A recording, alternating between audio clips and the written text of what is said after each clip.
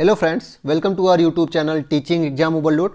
दोस्तों, आज के सेशन के अंतर्गत आपकी जो सीटेट दिसंबर 2023 के नाम से जो पेपर होने वाला है, जिसका पेपर लास्ट जनवरी तक होगा, उसकी जो क्लासेस चल रही हैं उसमें हमने एक नई सीरीज चलाई थी, जिसमें हम क्या करते हैं कि 2 दिन में एक हम पूरा प्रीवियस ईयर का सेट लगा देते हैं। किसका? एसएसटी का। 2 दिन में पूरे हम 60 क्वेश्चन लगा लेते हैं, जिसके अंतर्गत आज हम क्या करेंगे, 1 फरवरी 2023 को जो पेपर हुआ था उसके हम सेकेंड पार्ट को देखेंगे, अर्थात प्रश्न 31 से 60 तक देखेंगे। इसमें कुछ क्वेश्चन थ्योरिक होंगे, बाकी पेडागॉजी के होंगे। तो चलिए फिर सेशन को शुरू करने से पहले हमारी एक रिक्वेस्ट है कि हमारे चैनल को लाइक करें, सब्सक्राइब करें तथा ज़्यादा से ज़्यादा शेयर करें। आज के सेशन का हम पहला प्रश्न देख लेते हैं, जो 1 फरवरी 2023 में 31वें प्रश्न के नाम से जाना जाएगा। कौन सरपंच की तरह कार्य करता है? 31वां प्रश्न है कि कौन सरपंच की तरह कार्य करता है। चलिए देखते हैं इसमें। ग्राम सभा का सचिव, ब्लॉक डेवलपमेंट ऑफिसर, अन्य वार्ड सदस्य द्वारा चयनित एक वार्ड सदस्य, या फिर बारी बारी से वार्ड सदस्य। बताइए प्रश्न क्या है कि सरपंच की तरह कार्य कौन करता है? तो ग्राम सभा का सचिव नहीं, ब्लॉक डेवलपमेंट ऑफिसर बीडीओ नहीं, बारी बारी से वार्ड सदस्य भी नहीं करते। कौन करता है कि एक मेंबर जो होता है, जो एक वार्ड सदस्य होता है, जो अन्य वार्ड सदस्य चुनते हैं उस वार्ड सदस्य को, वही सरपंच की तरह कार्य कर सकता है। ऑप्शन नंबर सी इसका सही आंसर हो जाएगा। आगे देखते हैं प्रश्न 32 क्या है। लेबर चौक किसे कहते हैं? प्रश्न 32 है, लेबर चौक किसे कहते हैं? ऑप्शन ए है, ऐसी जगह जहां बेगारी की प्रथा प्रचलित हो, ऐसी जगह जहां मजदूरों की बिक्री होती हो, ऐसी जगह जहां दिहाड़ी मजदूर काम की तलाश में इकट्ठा होते हो, या फिर ऐसी जगह जहां मजदूरों को रैन बसेरा दिया जाता हो। बताइए लेबर चौक में क्या होता है कि ये एक ऐसी जगह होती है जहां दिहाड़ी मजदूर इकट्ठा होते हैं काम की तलाश में। तो ऑप्शन नंबर सी इसका सही आंसर हो जाएगा। प्रश्न 33 देख लेते हैं। निम्नलिखित कथनों को पढ़ें और सही विकल्प चुनें। कथन ए है कि बुनकरों की सहकारी संस्था व्यापारियों के ऊपर निर्भरता कम करने का एक साधन है। बताइए, जो बुनकरों की सहकारी संस्था है वह व्यापारियों के ऊपर निर्भरता कम करने का एक साधन है।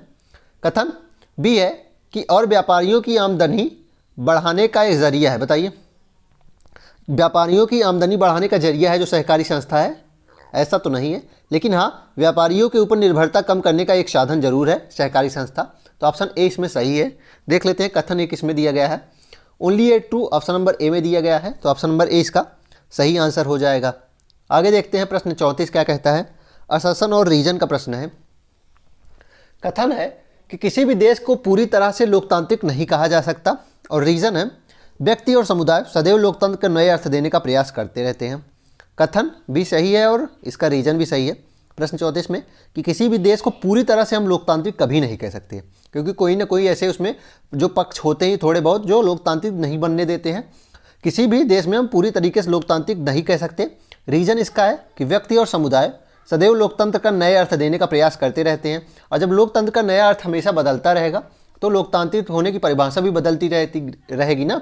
तो ए और आर दोनों सही है, और आर ए की सही व्याख्या कर रहा है। ऑप्शन नंबर ए इसमें सही आंसर हो जाएगा।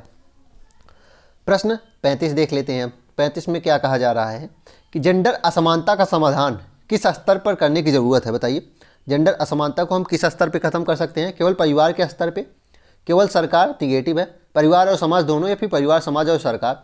तो तीनों स्तर पे हमें खत्म करना है, हर स्तर पे जेंडर असमानता को खत्म करना है। तो ऑप्शन नंबर बी ही तो इसमें सही हो जाएगा, जिसमें सारे ऑप्शन होंगे। तो प्रश्न 35 का उत्तर ऑप्शन नंबर बी हो जाएगा। जेंडर असमानता का समाधान परिवार के स्तर पे, समाज के स्तर पे और सरकार के स्तर पे हमें खत्म करना चाहिए। आगे देखते हैं प्रश्न 36 क्या है। प्रश्न 36 है कि कौन सा मौलिक अधिकार नहीं है? निम्न में से कौन सा मौलिक अधिकार नहीं है? धार्मिक स्वतंत्रता का अधिकार है, संवैधानिक उपचार का अधिकार है, संपत्ति का अधिकार है? नहीं है। पहले था लेकिन अब नहीं है। ध्यान रखिएगा, अब इसे कहाँ रख दिया गया है? आर्टिकल 300 ए में रख दिया गया है ना, आर्टिकल 300 ए में रख दिया गया है। पहले यह संपत्ति का अधिकार था, अब नहीं है। तो पूछा जा रहा है कि पहले मौलिक अधिकार था, संपत्ति का अधिकार अब नहीं है। तो ऑप्शन नंबर सी ही मौलिक अधिकार नहीं है, बाकी सभी हैं। तो ऑप्शन नंबर सी इसमें सही आंसर हो जाएगा। प्रश्न 37 चलिए देखते हैं। प्रश्न 37 है कि स्कूलों में मिड डे मील जो योजना है उसका प्रावधान निम्नलिखित में से भारतीय नागरिकों को प्राप्त किस मौलिक अधिकार का विस्तार है? बताइए, मिड डे मील है जो वह किस मौलिक अधिकार के अंतर्गत आता है? साधारण शब्दों में यही प्रश्न पूछा जा रहा है। समानता के अधिकार में आता है, जीवन के अधिकार में आता है, शोषण के विरुद्ध के अधिकार में आता है, फिर धार्मिक स्वतंत्रता का अधिकार? धार्मिक स्वतंत्रता और शोषण तो बिल्कुल नहीं होगा।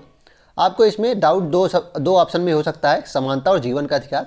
लेकिन मिड डे मील खाने से संबंधित है, भोजन से संबंधित है, तो वह किसके अंतर्गत आएगा? जीवन के अधिकार से संबंधित आएगा ना। तो राइट टू लाइफ अर्थात जीवन का अधिकार से संबंधित मौलिक अधिकार में मिड डे मील योजना आती है। ऑप्शन नंबर बी इसमें सही ऑप्शन हो जाएगा। आगे देखते हैं प्रश्न 38 क्या कह रहा है। इंसाफ में देरी यानी इंसाफ का कत्ल या मुहावरा भारत की न्याय व्यवस्था से जुड़ी निम्नलिखित में से किस समस्या को दर्शाता है? बताइए, यह किस समस्या को दर्शा रहा है? नौकरशाही में लाल फीताशाही, न्यायालयों द्वारा सुनवाई खत्म करने की अप्रत्याशित देरी होना, बिल्कुल यही बात है कि इंसाफ में देरी होना इंसाफ का कत्ल होना कहा जाता है। क्यों? क्योंकि भारत में न्यायालयों द्वारा जो सुनवाई खत्म करने में बहुत ज़्यादा समय लग जाता है। मतलब इसका क्या है कि कई 40 से 50 साल, कई केस में 40 से 50 साल केस लग जाते हैं। जो अभियुक्त होता है वह भी, उसकी मृत्यु हो जाती है, लेकिन केस लगातार मृत्यु के बाद ही खत्म होता है, मृत्यु तक उसके पहले खत्म नहीं हो पाता है। तो इसमें बताया जा रहा है कि इंसाफ में देरी यानी इंसाफ का कत्ल का मतलब क्या है कि न्यायालयों द्वारा सुनवाई खत्म करने में बहुत ज़्यादा समय ले लेना। प्रश्न 39 अब देखते हैं। 2006 में लागू हुआ वन अधिकार अधिनियम एक ऐसा कानून है जो डैश के अधिकारों को सुनिश्चित करता है। वनवासी को, अनुसूचित जनजाति को, पेपर मिल मालिक को, जानवर अधिकार कार्यकर्ता को। तो बताइए इसमें आंसर क्या हो जाएगा? देख लेते हैं। मल्टीपल ऑप्शन है, A and D, only A and B and only D. चलिए देखते हैं इसमें कौन कौन से ऑप्शन थे कि 2006 में लागू वन अधिकार जो एक्ट था, फॉरेस्ट पीपल एक्ट था, उसमें क्या ऑप्शन सही हो जाएगा? तो वनवासी के लिए बिल्कुल, और अनुसूचित जनजाति के लिए भी यह काम करता है। तो वन अधिकार अधिनियम किन के लिए है? शेड्यूल्ड ट्राइब्स जो है ना, जो विभिन्न शेड्यूल्ड ट्राइब्स हैं, जनजाति हैं, अनुसूचित जाति नहीं जनजाति और वनवासियों के लिए है। तो फर्स्ट ए और सेकंड हो जाएगा। 39 में ए एंड बी देखते हैं किस में है। ऑप्शन नंबर सी में है, तो इसका आंसर यही हो जाएगा। देख लेते हैं प्रश्न 40 क्या है। प्रश्न 40 है कि निम्नलिखित में से किस स्थिति को अनुभव करने के साथ हास्यकरण प्रायः संबंधित होता है? बताइए, हास्यकरण संबंधित होता है किसके साथ?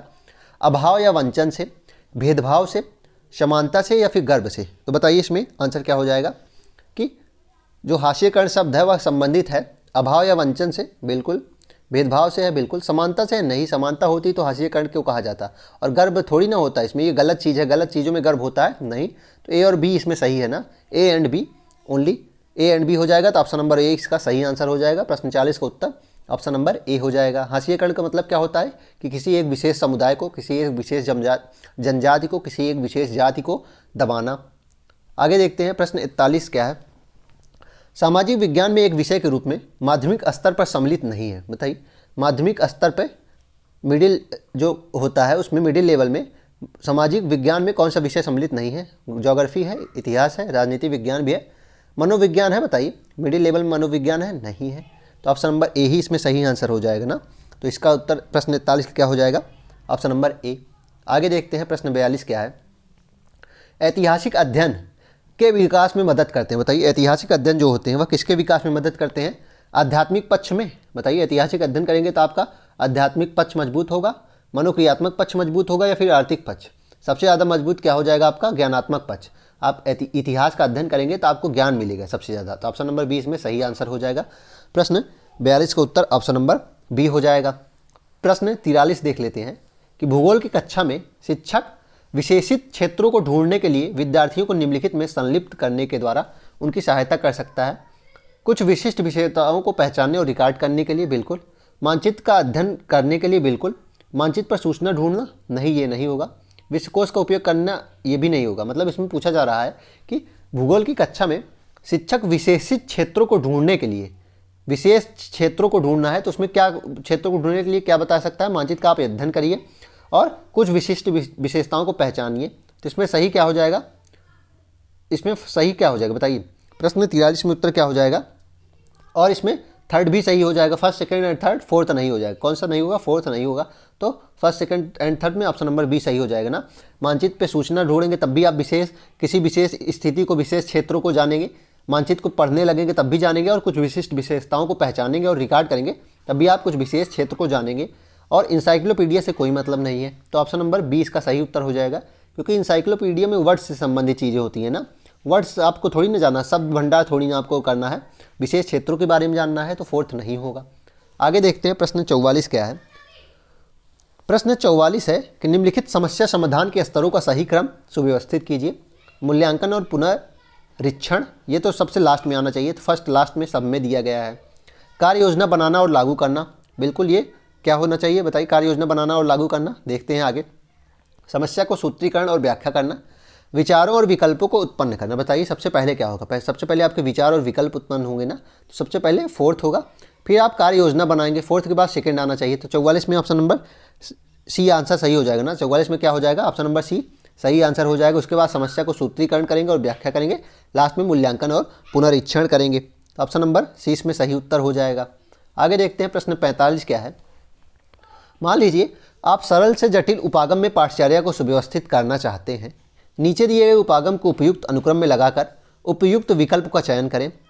फर्स्ट है परिवार में रहना, सेकंड है भारत के वन क्षेत्र, थर्ड है पड़ोस के परिवार और फोर्थ है बहुत पहले के समुदाय। तो सरल से कठिन की ओर अगर आपको ये चार थीम्स को पढ़ाना हो तो इसमें सरल से कठिन की ओर हमें सेट करना है। चलिए देखते हैं सरल से कठिन में क्या हो जाएगा कि परिवार में रहना सबसे पहले आप पढ़ाएंगे ना, सबसे सरल है परिवार में रहना।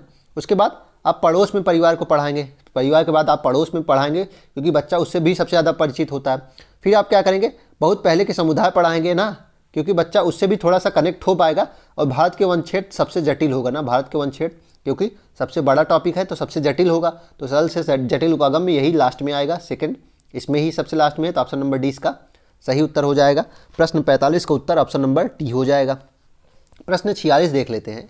निम्नलिखित मानचित्रों में कौन से मानचित्र का आप कक्षा में पृथ्वी की प्राकृतिक विशेषताओं को दर्शाने के लिए उपयोग कर सकते हैं। बताइए किस मानचित्र का हम उपयोग प्राकृतिक विशेषताओं को दर्शाने के लिए करेंगे। देखते हैं, भौतिक मानचित्र का, राजनीतिक मानचित्र का करेंगे नहीं, थीमेटिक मानचित्र में किसी एक विशेषता को दर्शा सकते हैं, प्राकृतिक मानचित्र में भी नहीं। आपको दर्शाना क्या है, आपको दर्शाना है प्राकृतिक विशेषताओं को, तो आप भौतिक मानचित्र का यूज करेंगे ना। तो ऑप्शन नंबर ए इसमें सही आंसर हो जाएगा। और मानचित्र के घटक भी 3 होते हैं, ध्यान रखिएगा। अगर मानचित्र के घटक पूछा जाएगा तो कितने होते हैं, 3 होते हैं। आगे देखते हैं प्रश्न 47 क्या कहता है। एक सामाजिक विज्ञान की शिक्षिका अपने विद्यार्थियों से उनके अपने क्षेत्रों में स्वास्थ्य सुविधाओं की दशा पर जांच करवाना चाहती है। निम्न में से उनकी पाठ्य योजना में क्या स्थान पा सकता है। स्थानीय स्वास्थ्य केंद्र में भ्रमण का आयोजन, बिल्कुल स्थानीय स्वास्थ्य केंद्र में भ्रमण का आयोजन करिए, तो अपने क्षेत्र में स्वास्थ्य सुविधाओं की दशा को आप पता कर सकते हैं। सरकार को गरीबों को स्वास्थ्य सेवाएं क्यों उपलब्ध करवानी चाहिए, इस पर चर्चा, डिबेट सबसे अच्छा ऑप्शन हो जाता है ना, डिस्कशन डिबेट सबसे अच्छा ऑप्शन हो जाता है। तो फर्स्ट सेकंड दोनों हो जाएगा। थर्ड क्या है कि पूरे विश्व में बच्चों में पाए जाने वाली कुपोषण के आंकड़े दिखाना। अपने क्षेत्र के बारे में जानना है तो पूरे विश्व से क्या मतलब है ना, अपने क्षेत्र की स्वास्थ्य सुविधाएं जानना है तो पूरे विश्व का आंकड़ा क्या मतलब करेगा। तीसरा गलत हो जाएगा, ए और बी सही है। तो ए और बी किस में दिया गया है, ऑप्शन नंबर ए में दिया गया है। तो इसका उत्तर क्या हो जाएगा, ऑप्शन नंबर ए। आगे देखते हैं प्रश्न 48 देख लेते हैं कि सामाजिक विज्ञान का एक शिक्षक सामाजिक न्याय और हाशिएकरण विषय पर चर्चा करने की योजना बना रहा है। कौन सी सर्वाधिक उपयुक्त अधिगम प्रतिफल होगा। बताइए प्रतिफल जो है लर्निंग आउटकम कौन सा सबसे अच्छा इसमें हुआ है। विद्यार्थी हाशिएकरण की अवधारणा को समझते हैं। दैनिक जीवन में न्यायपालिका कैसे कार्य करती है, विद्यार्थी यह समझते हैं। विद्यार्थी पहचानते हैं कि वास्तविक जीवन में हाशिएकरण कैसे होता है।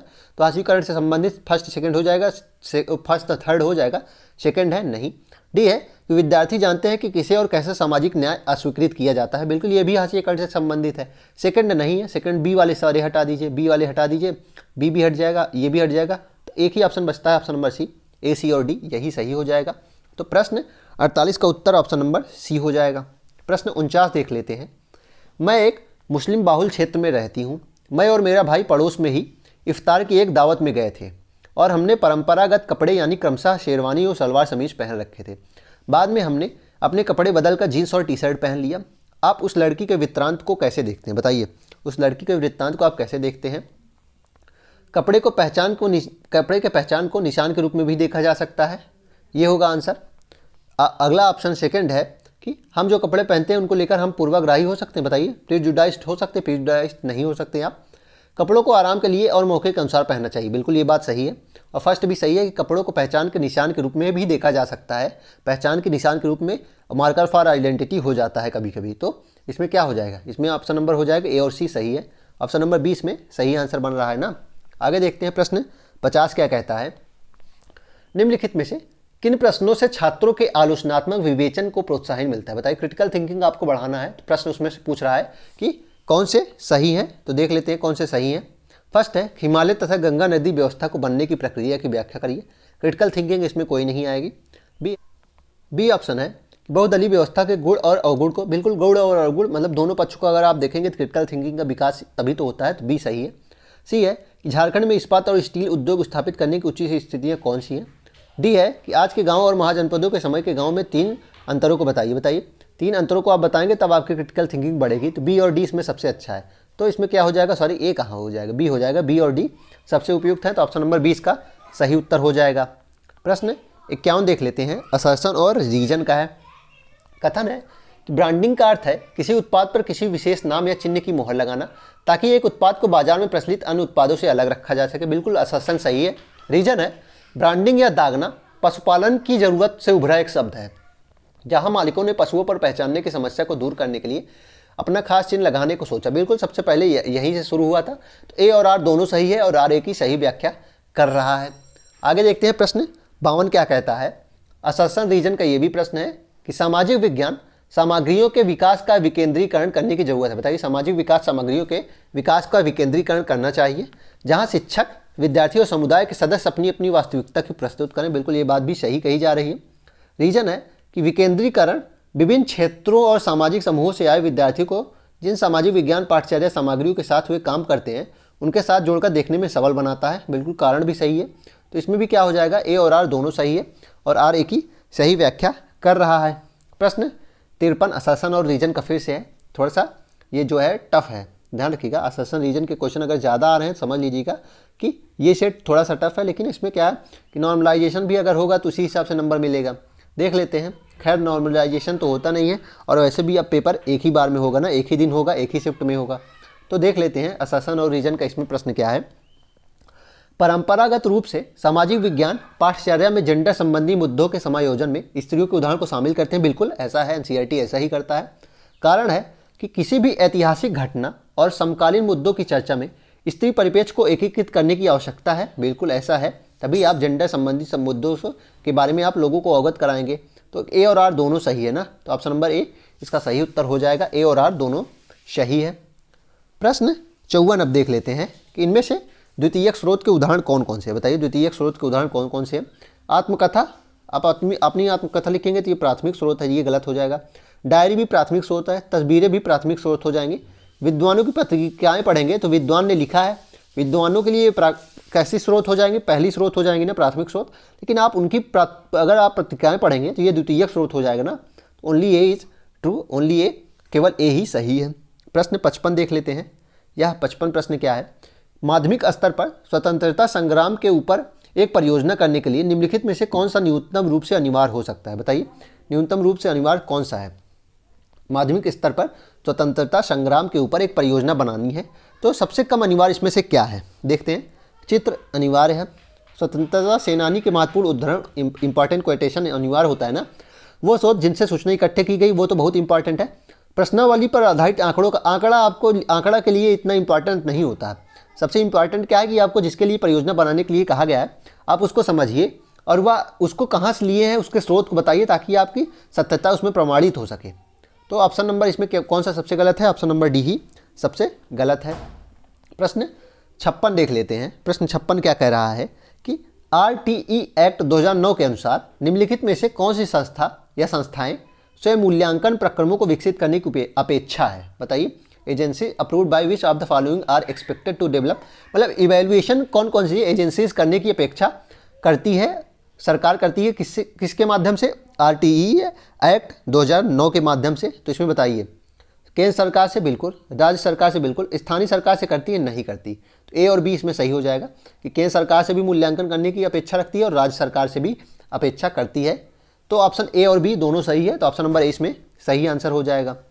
प्रश्न 57 देख लेते हैं कि किसी कक्षा या विद्यालय का आकलन चक्र किससे प्रारंभ होता है और किस पर समाप्त होता है। बताइए किससे प्रारंभ होता है, किस पर समाप्त होता है। Formative assessment, summative assessment negative word है, समेटेटिव असेसमेंट निगेटिव वर्ड है। Formative assessment and placement assessment से होता है खत्म, या फिर नैदानिक आकलन से शुरू होता है, निर्माणात्मक आकलन से खत्म होता है। बताइए नैदानिक आकलन से शुरू होना चाहिए और निर्माणात्मक अर्थात फॉर्मेटिव असेसमेंट में खत्म होना चाहिए। तो ऑप्शन नंबर, सॉरी काट दिया इसको, ऑप्शन नंबर सी ही सबसे अच्छा आंसर है कि नैदानिक आकलन से शुरू होना चाहिए और निर्माणात्मक आकलन से खत्म होना चाहिए। तो प्रश्न 57 का उत्तर ऑप्शन नंबर बी है। आगे देखते हैं। प्रश्न 58 क्या है कि विद्यालयों के कार्यों के स्वोद्देश्य संग्रहण को माना जा सकता है। बताइए, विद्यालय के कार्यों का स्वोद्देश्य मतलब उद्देश्य के साथ जो संग्रहण किया जाएगा उसे क्या कहा जाएगा? रिपोर्ट कार्ड कहा जाएगा, पोर्टफोलियो कहा जाएगा, नियत कार्य या असाइनमेंट कहा जाएगा या रूब्रिक? तो क्या कहा जाएगा? उसे रिपोर्ट कार्ड कहेंगे? नहीं, उसे पोर्टफोलियो कहेंगे कि एक उद्देश्य सहित जो संग्रहण किया जाता है किसी विद्यालय के कार्यों का, उसे क्या कहा जाता है? पोर्टफोलियो कहा जाता है। सेकंड लास्ट प्रश्न आज का हम देख लेते हैं आज के सेशन का, कि सामाजिक विज्ञान की एक शिक्षिका यह मूल्यांकन करना चाहती है कि क्या विद्यार्थियों ने जनसंख्या पिरामिड के संप्रत्यय को समझ लिया है या नहीं। तो निम्न में से क्या सहायक होगा? वे जनसंख्या पिरामिड को पढ़ सकते हैं और उसकी व्याख्या कर सकते हैं, तो यह सहायक है कि बच्चों ने समझ लिया है। बी है कि दिए गए आंकड़ों के आधार पर जनसंख्या पिरामिड बना सकते हैं, तो ये इससे भी पता चलेगा बच्चों को जनसंख्या पिरामिड का जो टॉपिक है उसे समझ में आ गया है। जनसंख्या पिरामिड की सहायता से बेरोजगार में लगे लोगों के बारे में अनुमान लगाने से कोई मतलब नहीं है ना। अनुमान लगाने से क्या है कि आप समझ लिए हैं, अनुमान तो जो ना समझाओ वो भी लगा सकता है। अनुमान तो का मतलब होता है कोई भी वैल्यू आप बता दीजिए। तो ए और बी सही है, सी गलत है, सी वाले हटा दीजिए। तो ऑप्शन नंबर ए ही इसमें सही आंसर हो जाएगा। Only A and B are true. आज का लास्ट प्रश्न देख लेते हैं आज के सेशन का। प्रश्न 60 है कि निम्नलिखित में से कौन से प्रश्न अधिगमकर्ताओं के विश्लेषण करने के कौशल को आंकते हैं। बताइए, अधिगमकर्ता विश्लेषण कर रहे हैं तो इसमें कौन से प्रश्न दिए गए हैं जो इस कौशल को जांचते हैं। देख लेते हैं। अगर हिमालय की सभी हिम नदी पिघल गए तो भारत में मानव जीवन पर इसके क्या प्रभाव होंगे, तो इसका विश्लेषण करने की कौशल का विकसित हो सकता है। हम उपभोक्ता न्यायालय में कैसे केस दाखिल करेंगे, इसमें विश्लेषण करने की कोई वो है नहीं है। थर्ड है कि वित्त आयोग क्या है, इसमें तो डिफिनीशन बतानी है। भारत में राष्ट्रीय एकीकरण क्यों आवश्यक है, इसमें विश्लेषण चाहिए। बताइए, इसमें मतलब कुछ दिमाग लगे, जिसमें क्रिटिकल थिंकिंग पर जोर पड़े ना, तो राष्ट्रीय एकीकरण क्यों आवश्यक है इसमें विश्लेषण आपको करना है। बाकी सेकंड और थर्ड में तो डिफिनीशन बतानी है आपको सबकी ना, तो ये गलत है। तो फर्स्ट एंड फोर्थ इसमें सही है, ओनली ए एंड डी। तो only A and D is true, तो ऑप्शन नंबर डी इसका सही आंसर हो जाएगा। चलिए फिर इसी के साथ आज के सेशन को हम समाप्त करते हैं। आशा करता हूँ कि आपको ये सेशन पसंद आया होगा। अगर आप इसी तरह के अन्य सेशन भी देखना चाहते हैं तो हमारे यूट्यूब चैनल को लाइक करें, सब्सक्राइब करें तथा ज़्यादा से ज़्यादा शेयर करें।